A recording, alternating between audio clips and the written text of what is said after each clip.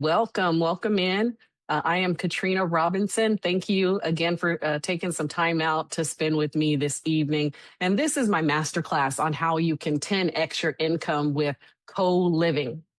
So I'm going to cover today the opportunity, the growth, the profit potential, how to open your group home in 6 weeks with my help. So I will do an invitation towards the end to join my Startup Intensive coaching program. And I also will answer questions throughout and then also at the end. If you can type it into the Q&A, I promise I will get to all the questions at the end. So what is co-living? So this class is going to be about, I call my program Group Home on Autopilot, but group homes can be where you're providing non-medical services. And I don't provide any services whatsoever in my home. So no medical or non-medical services. So what I have is actually called co-living. But until 2025, there was no definition, no legal definition in the state of Texas for what a group home is. But now that Texas has defined what a group home is, my houses aren't even group homes. But a lot of people do call group homes what I do, which is co-living. So I basically take residential homes and I rent them out by the room or by the bed. So I can put 2 beds in each room, or depending on the size of the room, sometimes it's 4 beds in a room, sometimes it's 3 beds in a room, and then rent out those beds or those rooms instead of renting out the whole house. And by doing that, I actually 10x my income on that house. I used to rent out single family homes and I would profit about $200 a month. Now, $200 a month is very good. That's very respectable in a single family home rental. But now that I've taken that same rental property and rented it out by the room, I'm making 10 times as much money. And I'm going to show you that in some upcoming slides. So what is the difference between co-living and assisted living? So assisted living is where it's a house and people live in the house, but they're receiving services. They're receiving medical services like feeding, bathing, medication management, and things like that. That is assisted living. What I do is independent co-living. So services are not included. Okay, so what about people who need help with their activities of daily living, their ADLs? That is actually for assisted living, but I can take people who need help with ADLs as long as they get their help from a third party. So as long as they're getting their help from their insurance or a family member or something like that, or a nurse that they have, then they can live under my roof for a much cheaper price than assisted living. So here's the outlook on the business. Co-living is actually going to grow. It's going to grow a lot in the coming years because the aging baby boomer population. So 10,000 baby boomers turn 65 every day. And that's a trend that's going to continue through the year 2030. So that means 1 in 5 Americans is going to be 65 or older by 2030. And a lot of those people are going to need that supportive housing that I was talking about, the assisted living, but not all of them are going to need that full scale assisted living. So assisted living costs about $4,500 to $6,000 a month. And that depends on where you are in the country, because some places like DC are like $10,000 a month for assisted living. Excuse me. So that prices out a lot of people. And not everybody needs that. Not everybody needs a nursing home or this $5,000 a month assisted living facility. Many of those people just need a safe and stable shared living space. And that's where group homes like mine step in. And the demand for that is really only rising. And then we have the housing affordability crisis. So we all know that rents and home prices are just skyrocketing. They're going up. So shared housing is the only affordable option for a lot of low income adults and even working professionals. The people who I target are more low income adults who get paid by the government, like with SSI or SSDI. But there are working professionals who also choose to live in co-living situations like this because it's just much cheaper.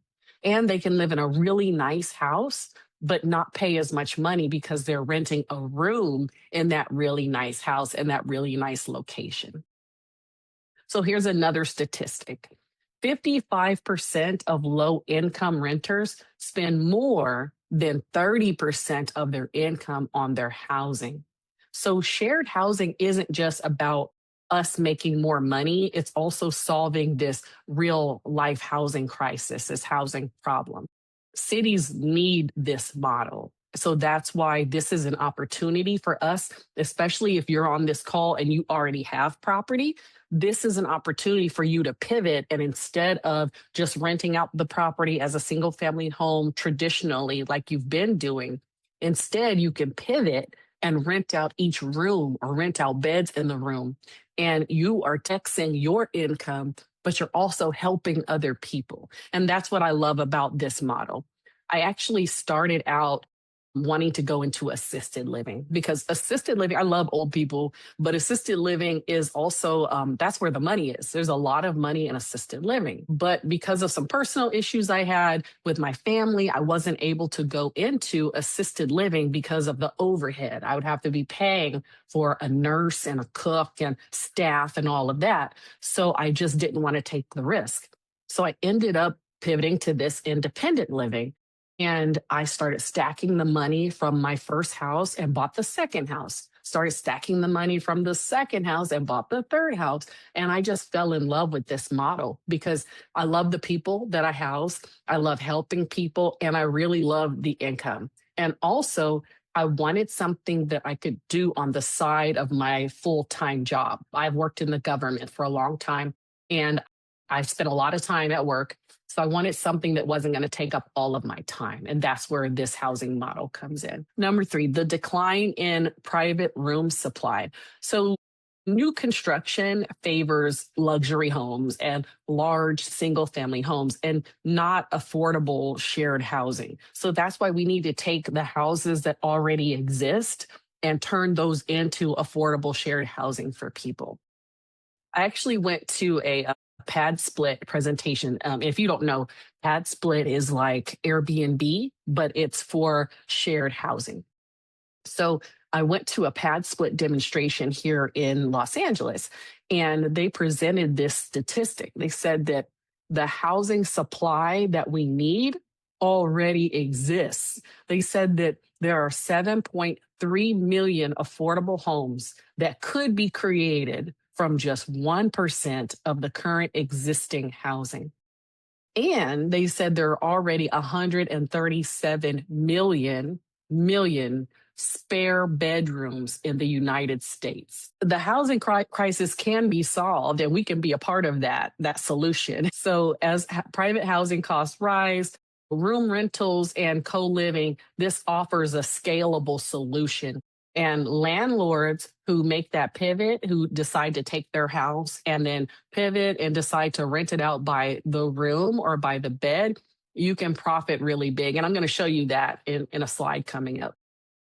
Okay, and then the last reason why co-living is poised for this massive growth that's coming is because of social isolation and mental health. So there are a lot of adults who have mental health challenges or disabilities or substance recovery needs.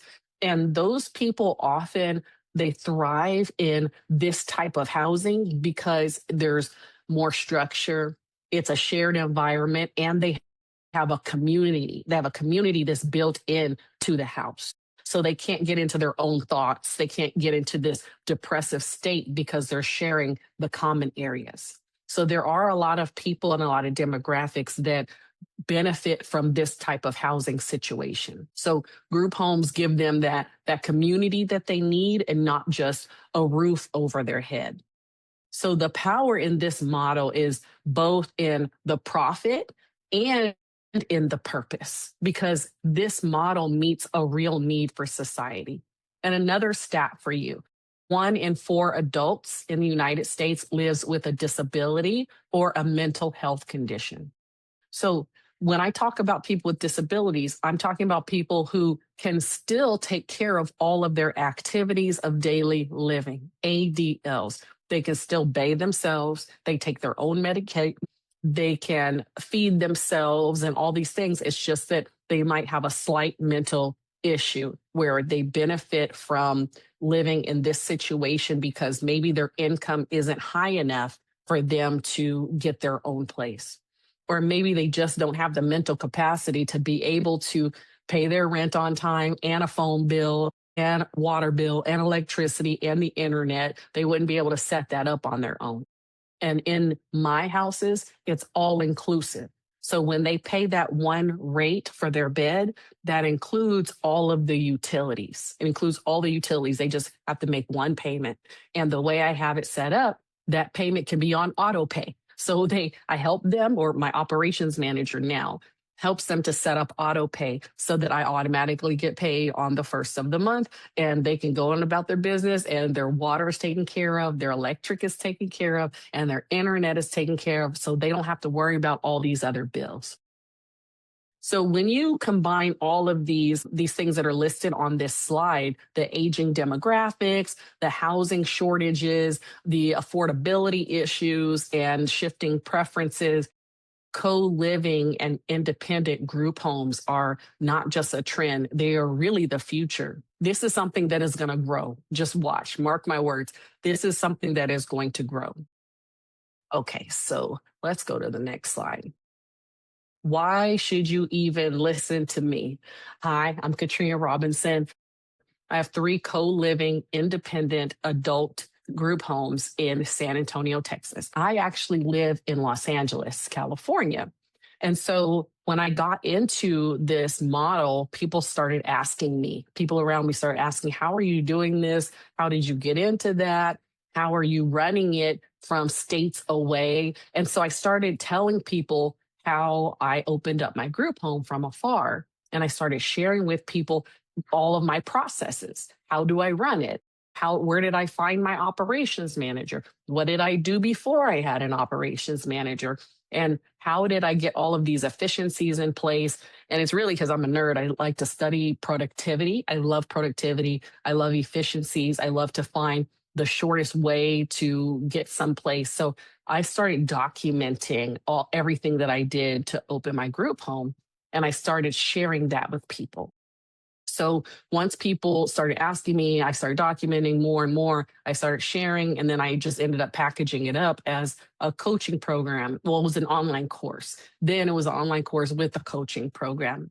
So now I help aspiring group home operators start and run their own profitable group homes so that they can have these purpose-driven businesses that don't take up all their time.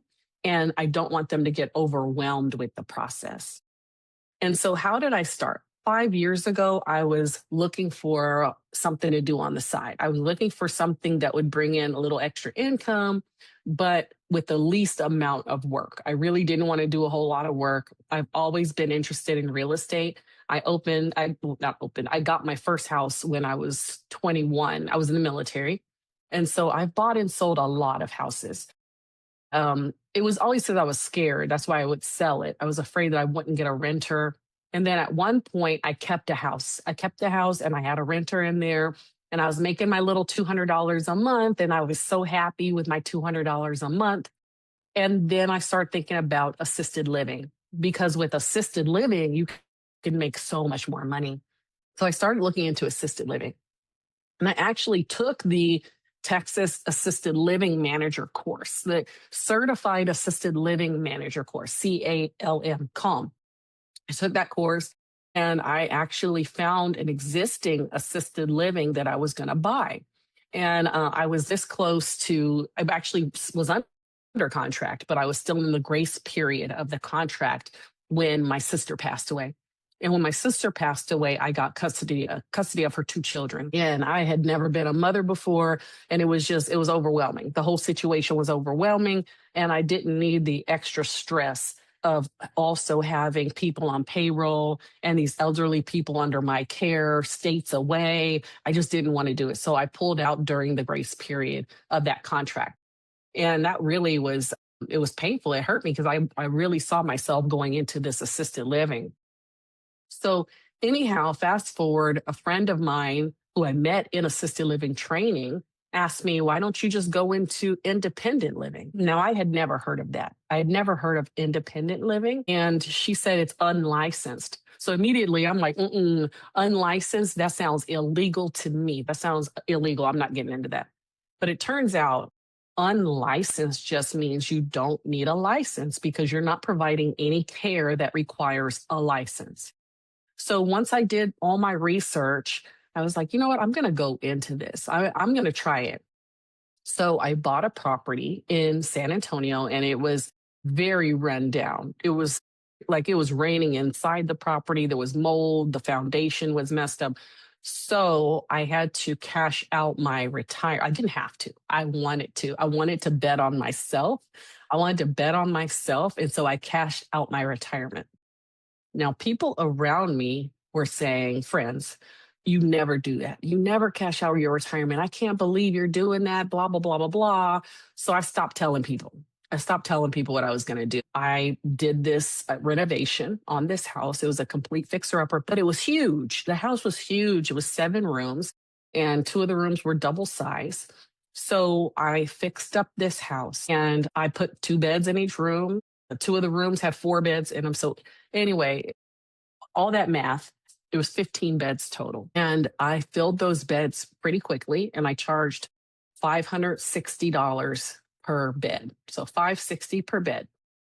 Now, $560 times 15, if anybody has their calculator out, my calculator is my favorite app on my phone. It's 8,400. So that's 8,400 gross coming in each month on that house.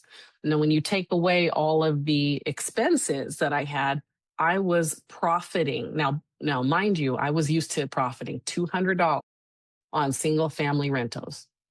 This house, I was profiting over $5,000 a month.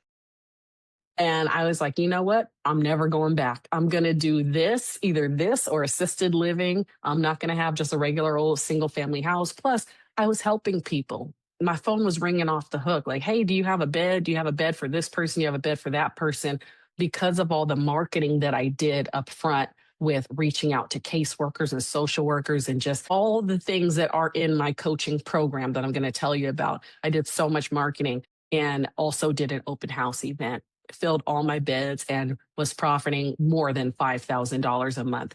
So I never looked back after that. And because I bet on myself, I took a leap of faith by cashing out my retirement. And sometimes you can't tell everybody. You can't tell everybody everything because they're not going to believe in you the way you believe in you. And if you have any little doubt yourself, then other people are going to pile on to that doubt. So that's why I stopped telling people. And I'm so glad that I did what I did because now I've got 3. Now I have 3 co-living homes in Texas and now I teach other people.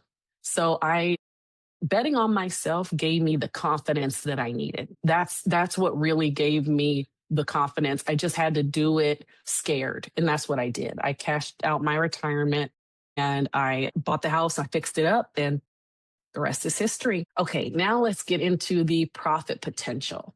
Okay, so let me make sure you guys can still see my slides. Yes, you can. Okay. So the typical single family home is on your left-hand side. And that typical single family home, let's say it's a 4-bedroom. That's why I broke it up into 4 quadrants. And let's say you are renting it out to someone for $2,000 a month. Now, these numbers might be different depending on where you are in the country and all that. We're doing simple math here. So $2,000 a month. And let's say your mortgage on the house is $1,800. Your mortgage on the house is $1,800. So there's that little measly $200. There's your little $200 that everybody's happy with. Their $200 that they walk away with every month. Now let's compare that to a co-living house. So we're going to turn that into a co-living house. Okay, so the 4 bedrooms, take that and put 2 beds in each room. And let's say you're charging $500, which is very low, by the way. If you're in like middle America, maybe it's $500 for a shared room, but most places it's at least $650. Okay, so 8 beds, $500 a month. That's $4,000 gross that you're making. That's shared rooms again in a 4-bedroom house. And so minus $1,800, which was your mortgage, and your profit is 2,200. Now compare 200 to 2,200. And what is that? That's 10 times. That's 10x your money right there. Simple math. Now, wait, you might be thinking, you said we're going to pay for utilities. Yes, we are. Just give me a minute. We're just doing simple math right now.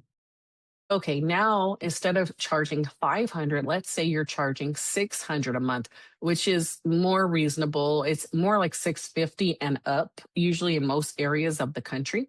But let's say you're charging 600 a month. So 8 beds times 600 a month, that's 4,800. Subtract your 1,800 for your mortgage, and you end up with more than 10x because now you're pocketing $3,000 versus that 200. Okay, so 650 times the 8 beds, that's 5,200. Remember, that's shared rooms in a 4-bedroom house. But we're also covering the electric, gas, water, and internet. So even if you deduct those costs, the cost of utilities, you're still bringing in 10 times as much because look, you're making 3,400 here, and 10x of 200 is only 2,000. So even if you subtract those utilities, you're still making 10 times as much money on that house as you would be if you rented it out as a single family home. And like I said, my first house had 15 beds. I started out charging $560 per bed. So that's 15 times 560. That's 8,400. My mortgage was about $2,000, and then deduct another 1,000 for utilities, and I'm profiting over $5,000 a month. That's on one property. That's not on a job. That's not a full-time job. That's on one property that I manage. I won't say passively, but almost passively. It's like a part-time job. It's like a part-time job that's paying me $5,000 a month. That's awesome money. Even for somebody in Los Angeles, that's awesome money. So you might be thinking now, I don't want the headache of dealing with that many people's issues. And I understand that. That's why I outsource my headache. So outsourcing actually comes in the last lesson of my coaching program. That's the autopilot part. So I show you how to find and hire and pay an operations manager. And he or she gets a cut of the money, and you're still making money. So I have an operations manager who manages all 3 of my properties. He gets some money, and I'm still making plenty of money. Plus, I actually foresee, which I said earlier, I foresee more working class people, working professionals moving into co-living as a way to reduce their cost of living. So if you have working professionals who are living in these rooms, you're going to be able to charge more. And if you have a nicer place and a nicer area, you're going to be able to charge more. And when you're marketing towards the working class people, they probably won't want to share a bedroom, but maybe they'll pay $1,000, $1,200, $1,300 for a private room that includes all utilities. It depends on where you are, of course, like I said. So you are on this call for a reason. I was ready to bet on me when I cashed out that retirement. I was ready to bet on me. And you are probably ready to bet on you. So what is your why? And this is something that I like to talk to all of my coaching clients about is, why do you want to open a group home? Why do you want to have a co-living home? Is it for the money? Is it for more time freedom? Do you want to fire your full-time job? Some people love their full-time job. They're like, I'm not trying to fire my full-time job. I just want something on the side. And that's fine too. Do you want maybe the tax benefits of having a business? Because that's another thing that I talk about in my program is having a legitimate business so that you can get the tax deductions. Now, I am not an accountant, but I do share with you, basically my whole program is me sharing with you what I did and what I know. Maybe you want to help people. You want to help with the affordable housing crisis, or all of the above, and leave a legacy for your family. So there's a lot of reasons, but I like for you to think about, what is your why? Why are you on this call right now? And then also, Think about your life vision. Like, where do you want to be in a year? Where do you see yourself in a year from now, financially, or maybe emotionally, spiritually? Where do you see yourself a year from now? Maybe you want more peace in your life, and maybe an extra $2,000 a month would give you that extra peace in your life.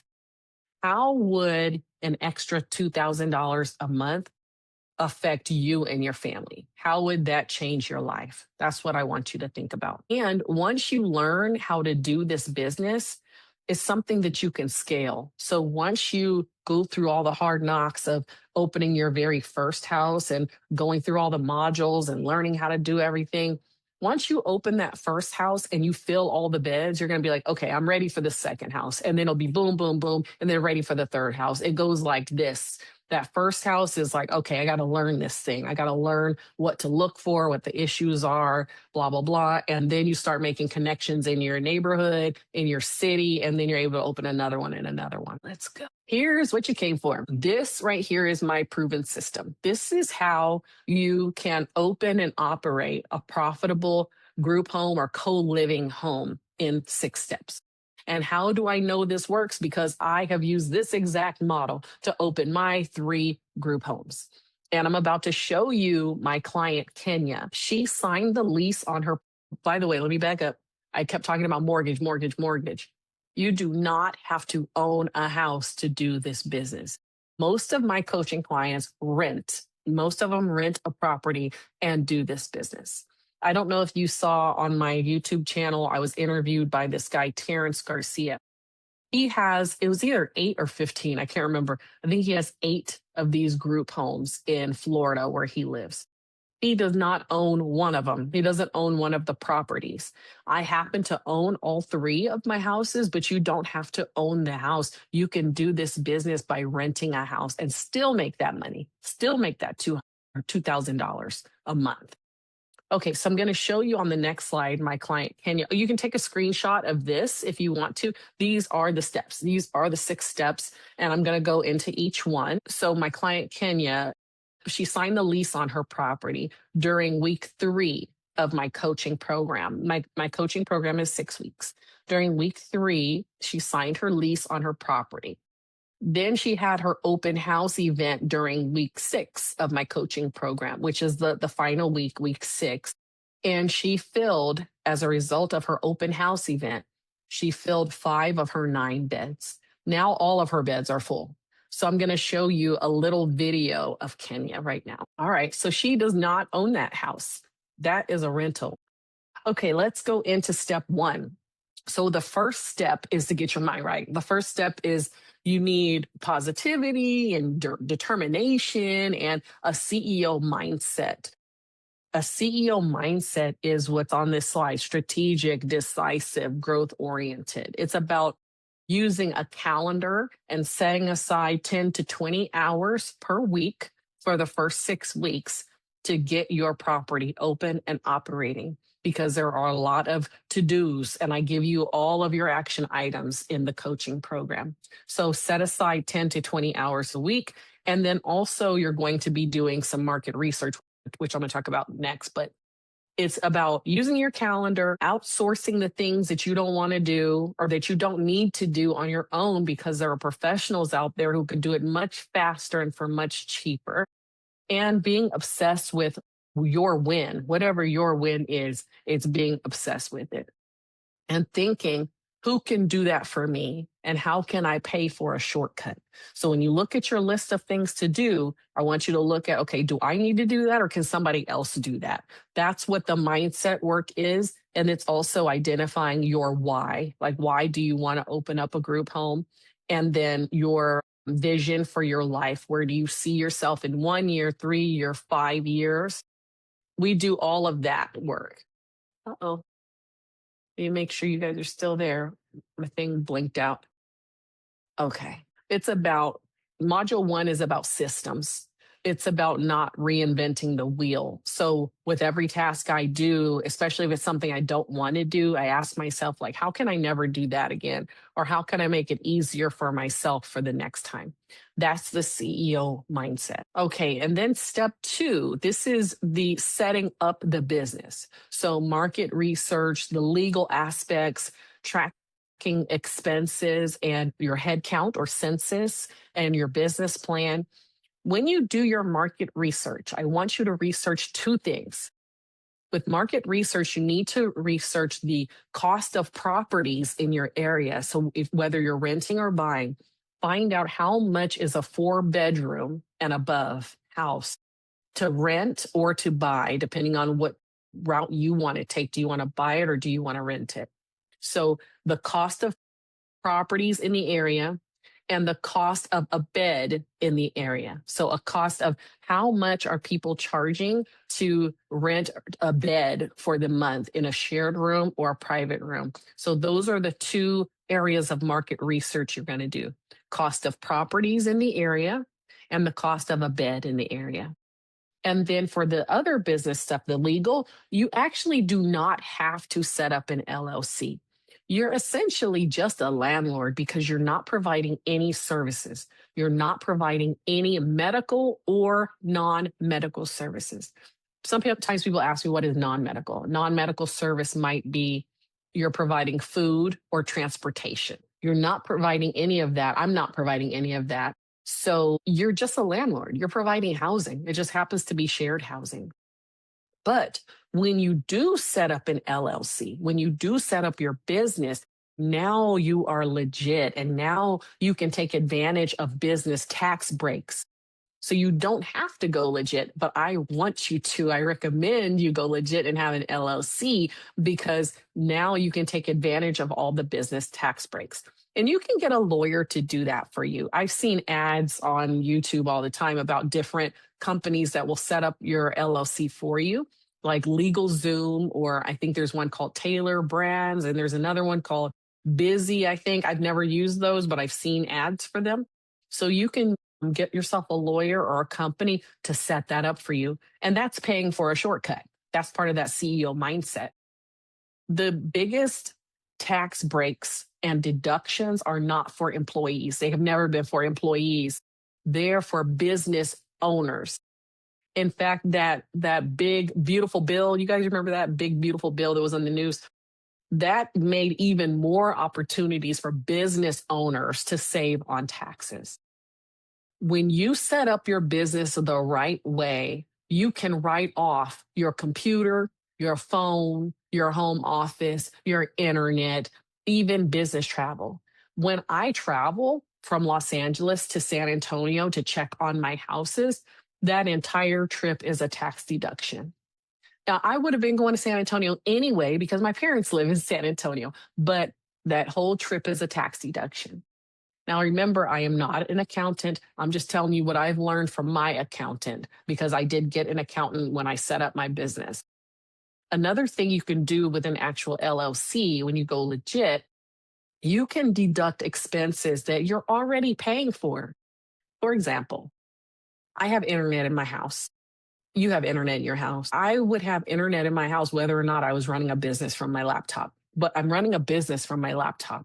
So the internet for my house is a tax deduction. My computer is a tax deed. When I bought it, it was a write-off because I use it to run my business. I would have bought this computer anyway without running the business. So anyway, you can qualify for 100% depreciation on things like computers and cars. I don't have a car for my business because I live in Los Angeles. My business is in San Antonio, so I couldn't make that work. But if I was living in the same city as my group homes, I sure would slap my business name on the side of that car, and that car would be a deduction. And it would be 100% depreciation on that car because I'd be using that car for business. But I can't take advantage of that one the way I have my business set up right now. And then there's also special tax credits that are only available to businesses. So that's a lot of money back in your pocket, but only if you know how to take advantage of it. So that's something that I also talk to my coaching clients about too. All right, number 3. So getting the house. So like I said, you don't have to buy the house. You can rent the house. So you have to identify viable properties. Like what kind of house is good for this? I want you to get a house that's at least 4 bedrooms. If you own the house, you can put up walls. So maybe there's a formal dining room that's never used, or there's a den, or something like that. You can put up a wall to make another bedroom. I also recommend no carpet and no pool. A newer house is good, like 1970s or newer, but doesn't have to be, as long as the roof is good and the plumbing is good. It does not have to be a newer house. Also, for the neighborhood, I want the neighborhood to be a nice enough neighborhood, not an A-level neighborhood. I'm talking like a C. You want like a C-level neighborhood where everybody minds their own business, goes to work, comes home, nobody's in your business. You don't want a place that is in a homeowners association, HOA. Now, if you do have a house that's in an HOA and they give you a hard time, which they probably will, you will win in court, because most of the time, the people who you house are covered by the Fair Housing Act. So you will win, but the HOA just makes your life hard. So that's why I tell people, don't get a house with an HOA, because a lot of times they have rules, like silly rules that are just not even legal. Like you can't have more than 3 unrelated people under one roof, stuff like that. So you don't want somebody watching who's going in and out of your house and then report you to the HOA. So just no HOA. Just make your life easier, and no HOA. Also, close to public transportation is good too.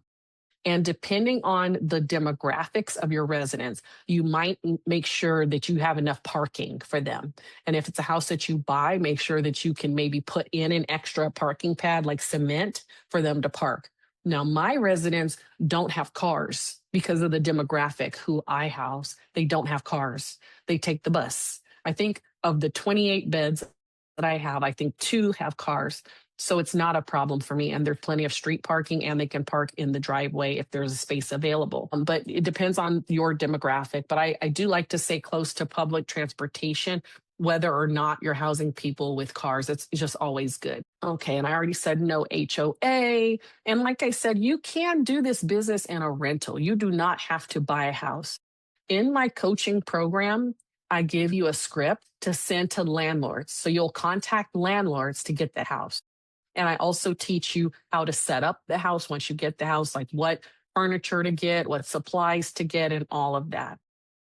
Now, if you are buying the house, there are a lot of ways that you can get financing for a co-living home. You can get a conventional bank loan because it's just a house. It's a regular house. Now, if it's not your primary house, you're probably going to need to put down 20%.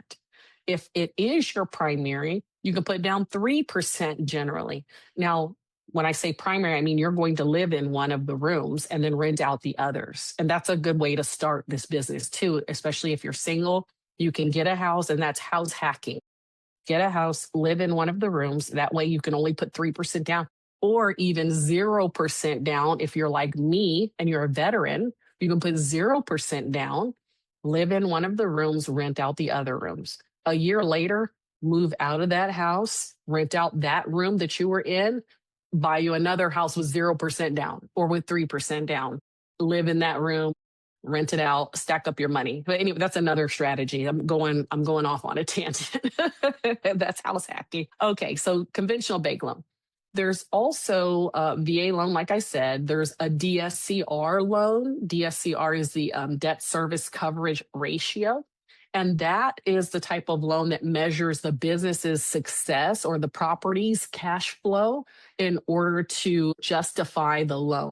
So if you're able to, you have really good credit and you're able to convince the DSCR loan officer that you're going to make this much money on the house, and the loan on the house is only this much money, then you may qualify for that house based on the property's cash flow. But anyway, that's another topic. You can go down a YouTube rabbit hole looking at DSCR. There's also raising capital. So you could use OPM, other people's money. You could use other people's money to buy this house. You can do creative financing. So maybe seller financing. If you find somebody who has their house for sale by owner, and maybe it's been on the market for a long time, you can maybe do a lease to own situation with them. That's creative financing. And then there's partnerships. So that's where you bring the knowledge to the table and the partner brings the money to the table. So there are a lot of ways to finance the house. Okay, the fourth step in the group home on autopilot system is marketing. This is the fourth module. And this really is the most important step, because if you don't fill the beds, then you don't have a business. And how do you find the right residents? There are so many ways to find your residents. I actually give you 101 ways to fill your beds in my program. You can connect with caseworkers, placement agents, and people who need housing directly. You can connect with them. You can choose to do background checks if you want to and see if they have felony convictions, their rental history and references. I actually, when I first started, did not do background checks. The only thing I did was I had a questionnaire and an intake questionnaire, and I asked them a lot of behavioral history and criminal history questions. And I asked them if they were registered sex offenders, RSOs. And if they were, and you'd be surprised, they're very forthcoming, usually like, yeah, I am. I'm a registered sex offender. Then I wouldn't house them, only because my houses are all near schools. So I did not house any registered sex offenders. Now that I have an operations manager who has property management experience, he already had a subscription or a membership to some background check thing, and he does run background checks. Now, we run them just to see who we're dealing with, but we don't hold it against anyone. We don't hold felony convictions against anyone, because my company and my house is kind of like a second chance type housing. That's who I want to house. That's who I have a heart for, is people who need a second chance. So if people have evictions on their records, felony convictions and all of that, I'm fine with that. I especially like if they have a parole officer. If they have a parole officer, they're usually going to be on their best behavior because their PO can come over to the house. So I'm okay with felony convictions. You might not be okay with felony convictions. It's up to you. It's your business. Okay, I also teach you in my program what marketing materials to use, how to host a $50 open house event. And I also teach you how to do 1 year of emails in 1 day for all the caseworkers, the social workers on your email list. And I show you all the available platforms that you can post your vacancies on. And like I said, I give you 101 ways to fill your beds in my coaching program. Do you think you can find 8 people in your chosen city who are willing to share a room and pay one low all-inclusive rate for their monthly rent? Do you think it's possible to find 8 people that you can rent out beds to in your city? It sounds hard. Some people think that's really hard. And you know what? If you think you can, you're right. And if you think you can't, you're right. You can. I'll tell you that. So now we've covered 4 of the 6 steps. And I'm explaining at a very surface level right now, all of the steps. But I know that there's somebody in here who wants to go deeper and wants to sign up for my coaching program. So before we move on to the last 2 steps of the system, I'm going to take a few minutes to share how I serve people on a deeper level and how I can help you to open your group home in only 6 weeks. So let's go to the Startup Intensive. Okay, and like I said, this may not be for everybody, but it might be perfect for somebody. I know it's perfect for somebody who's here on this call right now. So all of this that I've been explaining would be easier if you had a mentor, if you had checklists, templates, scripts, and someone to hold you accountable to your weekly actions. Somebody who's been there, done that, still doing that. So it would benefit you to have a customized checklist with exactly how you can open your profitable co-living home in 6 weeks. I want you to imagine 6 weeks from now, 6 weeks from today, you have a property business on the side of your full-time job that profits you an extra $2,000 a month for you and your family. And it's a business that changes lives, not just your life, but other people's lives. And you have more time and energy for the things that matter most to you because I teach you efficiencies in my program. My coaching program, Group Home on Autopilot Startup Intensive, is designed to change your life and the lives of others in only 6 weeks. So I give you the blueprint, strategy, system, structure, and accountability. And this slide shows you what you get in the program. You get the templates and scripts, accountability, direct access and support, the customized to-do list, and also lifetime access to an online course. Okay, and then who is this for?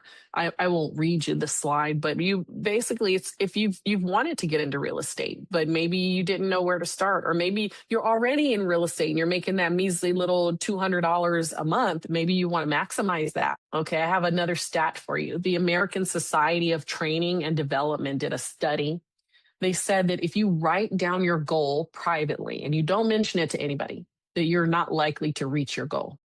But when you announce your goal to a coach or a trusted friend, now you're 65% more likely to reach your goal. Now, when you give a weekly progress report to a coach, you are 95% more likely to reach your goal. So it's really crucial to have a support system. And that's what I am. I'm like your phone a friend during this process. And I only take a handful of people at one time so that I can give you the attention that you need to open your group home. All right, let's do some myth busting here. So some false beliefs and how my program solves them. So some people think they need to own a house to have the group home. That's false. I showed you my client, Kenya, who rented that house and rented out 5 of her 9 beds in the first week that she was open. So you do not need to own the house. You can absolutely rent the house and have a group home. Also, I hear this a lot that homeless people don't have income. The people who I house, a lot of them were actually homeless, or they were going to be homeless. They were in immediate danger of being homeless. And those people, a lot of them do have income. They just receive enough income to where they can't get their own apartment. They can't get their own house because it's just not enough money. So for example, I have people who receive SSI and SSDI, and it's $943 a month. With $943, they cannot get their own apartment and pay for water, electric, internet. They can't pay for all of those things. And also they need to pay for first month and last month deposit to move in. I don't charge that. I charge a separate fee, which I go into in my coaching program. So the people do have money. It's just not enough. It's not enough for them to survive on their own in their own place. And so they're happy to pay me $650 for a bed in a shared room where they feel safe because it's a nice, clean house and they have other people around them. They have access to kitchen, laundry, they can get on the bus, and they still have money for food. So those are the types of people who I house. Running a group home will be a full-time job. Up until July of this year, I had a very full-time job. I was very busy. I was a busy executive in the government. I was super busy. And I still managed to have 3 group homes at the same time. So the way I teach it and the way I'm so obsessed with productivity and efficiencies, it will not be a full-time job for you. And then as far as not being able to fill the beds, you will be able to fill the beds because I teach you 101 ways for you to fill your beds. And like I told you before, I filled 5 of her 9 beds because she followed my advice on doing the open house event. Okay, here are some client success stories for you. I won't read those to you. You need an accountability partner aside from all of the checklists and the scripts and the templates, and you need all of that. But you really need somebody that can hold you accountable and can say, did you do X, Y, Z this week? How's it going? And check in with you, because maybe everybody around you is not so supportive. That's happened to me before. Maybe you don't have anybody to talk to about this business that you want to open. I will meet with you every week. We meet one-on-one every week for 6 weeks. And I ask you, how's it going? What questions do you have? And we go through all of your questions. So if you're making $2,000 a month, after a few months of having your full group home operating, you will want to open another group home. And the caseworkers, the social workers who are sending you people will be asking you, when are you going to open your next one? So you might want to open another one and another one. And that's another 2,000 a month, 2,000 a month, 2,000 a month. And it just stacks. So it's very scalable. Patient requires that you pay. You can either pay for mentorship or you can pay for mistakes. So you pick which one you want to pay for. People say knowledge is power, but really it's knowledge plus action is power. That action, that implementation, that's what you need help with, because you can have all the knowledge. You can go on YouTube University and know exactly what to do. But if you don't take action, you're never going to open your group home. Okay, I'm getting off my soapbox now. Yeah, execution, it just beats knowledge every day of the week. Information alone is just not enough. If you want to go faster and further, then you need a coach. You need somebody who's been there, done that, and still doing that. So I teach you how to profit $2,000 a month for the rest of your life. Your price is $4,500. That's your investment now. If you wait until 2026, it will be $9,900, but you get a lot more. You get more for it. We've talked about mindset. We talked about setting up the business, getting the house and marketing, but what about the day-to-day? So I've got you on the day-to-day. That is module 5, operations. That's where we talk about the intake, the setting expectations and the house rules, common challenges, and the ways to collect rent. So remember, you choose how you're going to accept rent. A lot of people say, well, how do people pay? You choose what payments you will accept. I use a tenant management system called Rent Ready. Rent Ready has auto pay and it has payment reminders. And then as far as paying for a shortcut, getting into the coaching program is a way to pay for a shortcut for operations, because I've already documented all of the operations, the house rules, intake questionnaire, the lease, the house signs. I've already documented all of that, and you get access to all of that, whether you choose the self-paced option or the full coaching plus online course option. So now that you've got the house open, you've filled the beds, and you're pocketing money every month. So now we need to turn this whole thing into a well-oiled machine, and we need to scale it. Let's get to the top of the pyramid. And this is what makes group home on autopilot different from every other group home training that's out there. That is the autopilot part. So once you get through all of the hard knocks and everything of the learning curve of opening your first house, you're going to fill it and you're going to be ready for the next one. But how do you do this remotely, and how do you scale this? I give you my toolkit. That is the resources and the tools that I use to make my life easier. I give you the full list of all the tools I use and how I use them to make this the easiest side hustle that I've ever come across. I give you your weekly and your monthly actions. I teach you about hiring your operations manager. It's basically hiring another you. You're going to hire somebody who can help you with everything, with the intake, with the issues that people have, the common challenges that come up. I teach you what to look for in that person, and how to pay them, and how to train them, and what their duties are, and all of that. I also teach you how to handle accounting in a very systemized way. I use the Profit First system, and I basically have taken that and kind of molded it into my group home on autopilot. So I teach you how to pay your bills on only the 10th and the 25th and all these different things. So I teach you that whole system in my program. So now I have covered all of the steps to take you from A to Z to open your own group home. And I hope you've gotten something out of this class. I'm going to answer some questions first. All right, I'm going to stop this slideshow so that I can get to the Q&A. Do you house male and female residents together, or each property is specific for male or female? Okay, in the beginning, my very first house was all male. It was 15 beds and it was all men.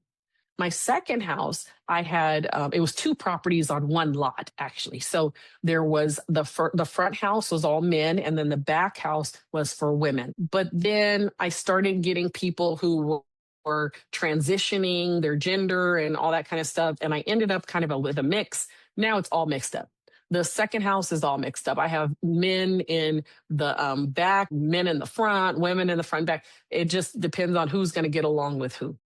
Actually, right now, as of today, I think it is women in the back and men in the.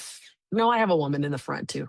I do have a woman in the front, so they're mixed up. But it's up to you if you want to house males, or only females. I have a horror story that Group Home Riches interviewed me on YouTube, and I told my horror story, and it was with a woman. And actually, all of the negative experiences that I've had have been with women. So I actually don't like housing women. That sounds really bad. I know, because I am a woman, but I don't like housing women.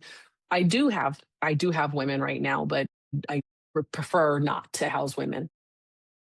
Okay, Lawrence. Yeah, you can find 8 people. You can find 8 people to rent out shared rooms. You can absolutely find 8 people, because there are people who are coming from, especially if they're in a shelter that's like a big open space with a whole bunch of people, and they might have 3 showers that they're sharing. When they come to your house, they're like, "Oh, this is great." When I first opened my house, I was like, "Oh my gosh, I don't know. I don't know if I want to house people like this." And it wasn't to my personal standard, but it was still dignified. They still had their dignity. And it just wasn't something I would live in, but it was something that they were very happy to live in. So you have to remember that. Do you offer just the documents? No, I don't. I don't offer just the documents. I offer, well, if you choose just the self-paced, it's video modules. It's video modules with the documents. That is the 1997. That's the 1999. So that includes the documents. But if you choose the full on coaching program, you get the online course, all the documents, and one on one with me. I said I was going to put that in the chat. So let me put that in the chat. I'm located in Atlanta. Do you have any experience in this location? Yes, actually, I have to look over at my whiteboard. I have a client in Atlanta right now. I have a client in Atlanta right now. I can help you no matter where you are in the country. Okay, let me get the links and I'll put them in the chat box. Okay, the first one I'm putting in is for the coaching program. And then, okay, so let's talk about permits. If you are doing a licensed home, you need zoning and permits. But if you are doing an unlicensed home, which is what I'm talking about, you are not providing any services whatsoever. Zoning has nothing to do with it. There's no zoning and there's no, what's the other word I just said? There's none of that. It's like if you were to take a house and rent out the house to some college kids. There's no zoning for that. There's no inspections. There's none of that. That zoning has nothing to do with doing an independent living group home where you're not providing any services. If you are providing services, you require a license. And that license comes with zoning, inspections. It comes with all of that. It might be that there can't be more than 2 assisted living facilities within certain number of miles of each other or yards of each other. That has nothing to do with what I'm talking about. I'm only doing independent. All I do is independent co-living. Okay. Is there a minimum room size to contain 2 beds? No, there isn't. There isn't. It's just you look at the room and see if 2 people could live in there comfortably. So no, what I'm talking about, there is no license. There's no permits. There's none of that. It's like if you just take a house and then you rent it out like Golden Girls. So that application that you did, okay, let me read it. So the application I received from the county, they stated if you have more than 6 beds, you have to have a sprinkler system and the fire department have to approve it. That is for a licensed home. Yes, that is for a licensed home. If you're providing any services, if you're providing, whether they're medical or non-medical, if you're providing services, that is a licensed group home. And you have to go through the county. You have to fill out paperwork. They have to come and inspect your house every 90 days. You have to have a sprinkler system, all of that. But what I'm talking about is just taking a house and renting it out by the room. No services whatsoever. No services. If you go to the county and start asking questions, they will lead you. They will lead you down this path with an application. There is no application. If you go and ask questions to the county, and you can do your own research, go on YouTube and watch videos on unlicensed group homes, and you will see, once you start asking all these questions to the county, they're going to lead you down a path with a whole bunch of paperwork, the fire department. I've been running these houses for 5 years. Believe me, trust me, it is not illegal. I've had the constable of San Antonio come over and give me an award for helping with the housing crisis in San Antonio. The police come to my house. It's not illegal. You do not have to fill out paperwork. Okay, in Maryland, you need a license to rent your property. Oh, that's interesting. Okay. All right. Not anywhere that I've dealt with. Actually, I have a client in Maryland. She opened her house. She's fine. She's had people come over. Yeah, I don't know what. I have to do more research on that. I would have to do more research on in Maryland. Did you have to have a license to rent your property out? And I apologize if that is the truth. I apologize, but no, it's not something I've come across. I'm in a lot of groups with people who have group homes, and I've never heard of that before. Yes, a home. Okay, let me read the question out to everybody, because it looks like you guys can only write to me and not to everybody. Okay, can a home with bedrooms upstairs also work for Virginia? Well, you said for VA. I'm assuming that means for Virginia. Yes, you can. You just have to make that clear to the people who apply to be residents that there are steps, and you just have to make it clear that there are steps, and make it so that they're not going to sue you or anything if they trip and fall. So you put it in the lease that you're not responsible if they get hurt on those steps. And just make sure in the intake process that you put eyes on them and see if, let me click on this, see that they're going to be a good fit for your house. Because I've done intake before with people on the phone, and they say, "Oh yeah, I'm fine. I can take care of my own ADLs, my activities of daily living."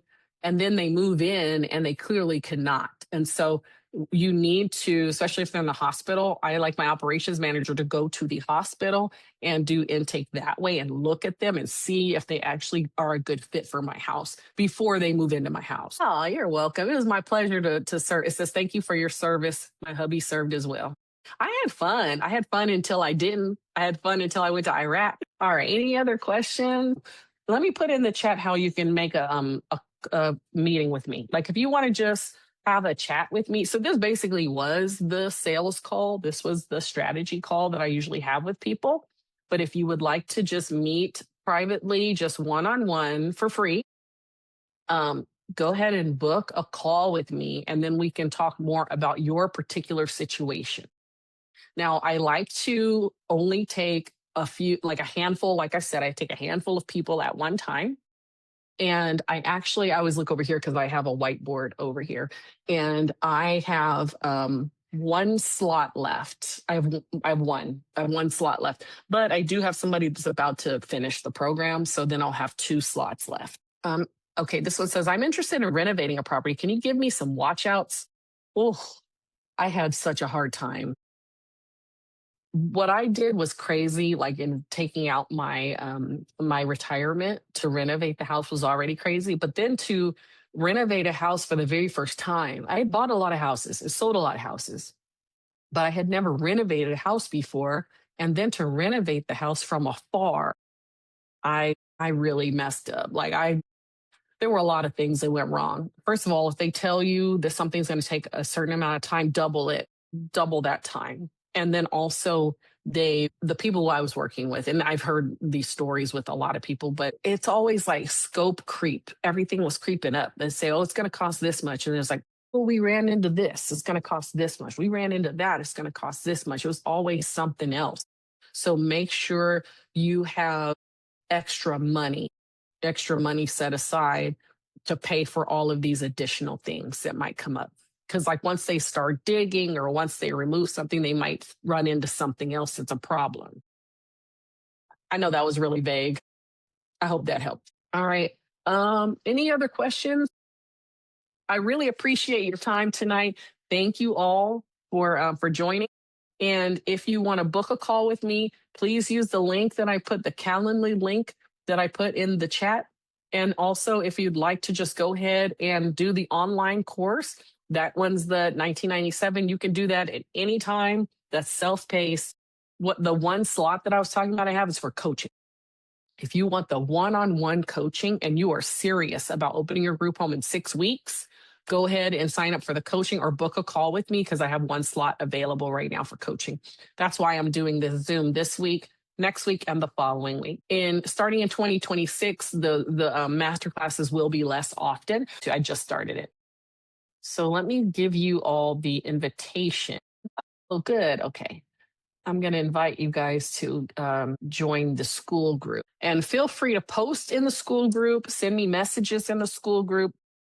It's been pretty quiet in there. Thank you all. Have a great night. I hope to talk to you soon. Bye-bye.